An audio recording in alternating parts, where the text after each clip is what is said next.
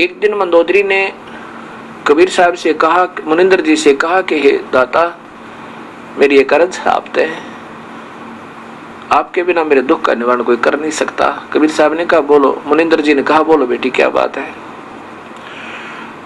कि मेरा पति एक किसी औरत को उठा लाया है और मैं उसको बहुत समझाती हूँ, लेकिन वो जालिम मुझे मार पीटता है, बुरी बुरी गालियां देता है और कहता है कि इसके देवर ने और इसके पति ने मेरी बहन की नाक काटी थी, इनको नचा नचा के मारूंगा।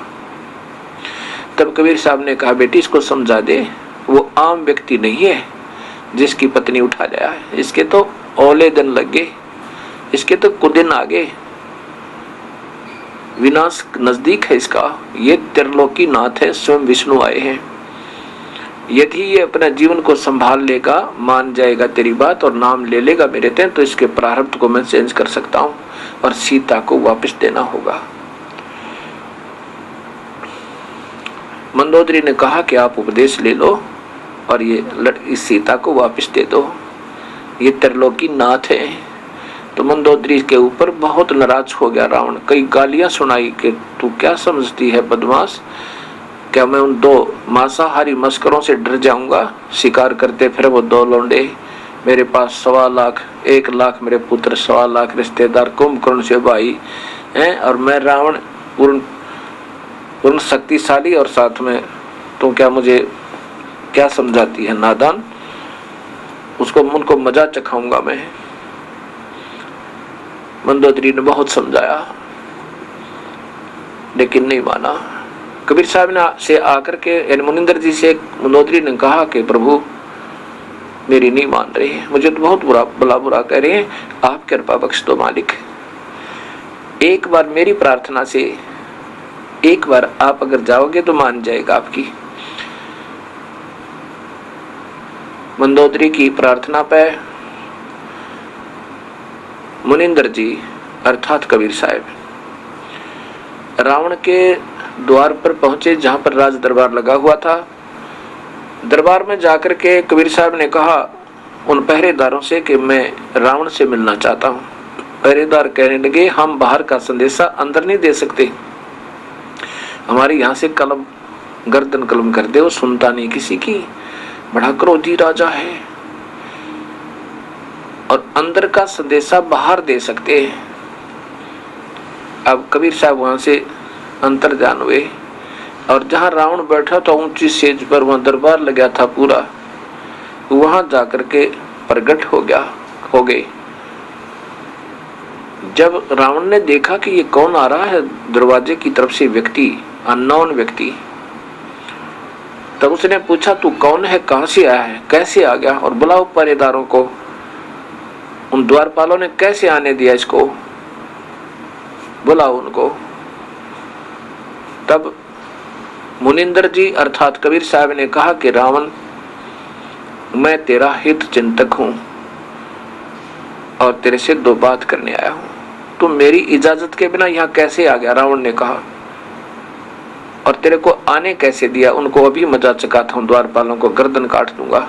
तब मुनिंदर अर्थात कबीर साहब ने कहा कि तुम्हारे द्वारपालों का कोई दोष नहीं, उन्होंने मुझे अंदर आने से रोका था और मैं वहां से अंतर ध्यान हुआ और यहाँ प्रकट हो गया। ऐसे साहब एक बार अंतर ध्यान हुए रावण के सामने और फिर दृष्टि गोचर हो गई कि ऐसे मैं वहां से उनके सामने से अंतर ध्यान होकर यहाँ प्रकट हो गया। उन्होंने नहीं देखा मुझे अंदर आते हुए, वो निर्दोष है।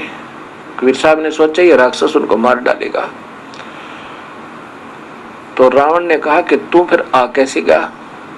मैं तेरे से कुछ बात करने आया हूं। रावण ने कहा क्या बात करना चाहता, बोल तू।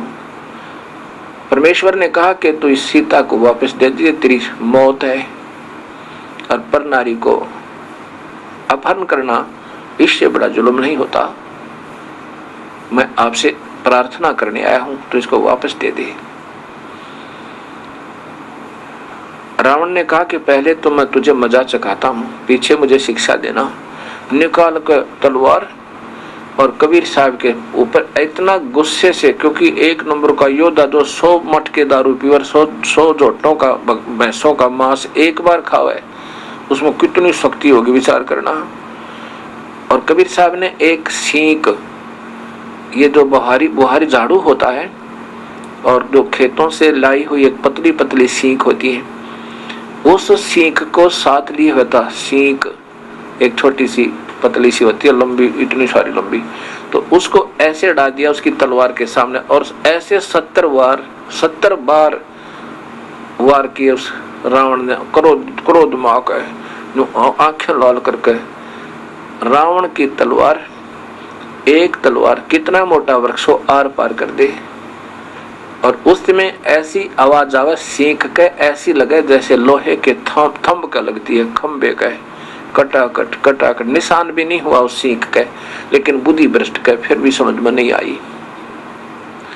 पसीनम पसीना का 70 वार करना, पसीने आगे रावण के, और सींक न्यो की न्यो। कबीर साहब ने कहा कि देखा, ये तेरी निशान भी नहीं है तेरी तलवारों का, और मान जा मेरी बात, नहीं रोएगा इन दिनों को याद करके। कबीर साहब, रावण ने देखा कि मर नहीं रहा, अब मारूं कैसे। कहा कि मैं तेरी बात नहीं मानना, तू एक बार कहे चाहे 1,00,000 बार कहे। यूं कहकर सिंहासन पर बैठ गया और पसीने पहुंचा छे। कबीर साहब बोला ठीक है, मर कुएं में पड़ गए, न मानता था। एकदम अंतर्ध्यान हुए, अंतर्ध्यान होके और अपना आके मंदोदरी से कहा, बेटी उसकी बुद्धि भ्रष्ट होली, ये पाप आत्मा नहीं मानने हैं। फिर मंदोदरी ने समझाया, मंदोदरी को गालियां देवे कि तू क्या समझती है, मैंने शिव की भक्ति की है, वो विष्णु होगा तो पड़ा रहेगा, और ये जंगल में घूमने वाला विष्णु हो सके। मैंने भगवान शिव की पूजा की है और 10 बार यहाँ से गर्दन काट के समर्पण कर रखा है, और भगवान शिव मेरे ऊपर प्रसन्न है। उन्होंने मुझे ठाठ कर रखे हैं, कितनी सोने की लंका दे रखी है, मेरे इतने योद्धा भाई बहन पुत्र हैं, सब कुछ। तो उन 2 मस्करों से मुझे डराती है, पड़ी रहे बोल वाली।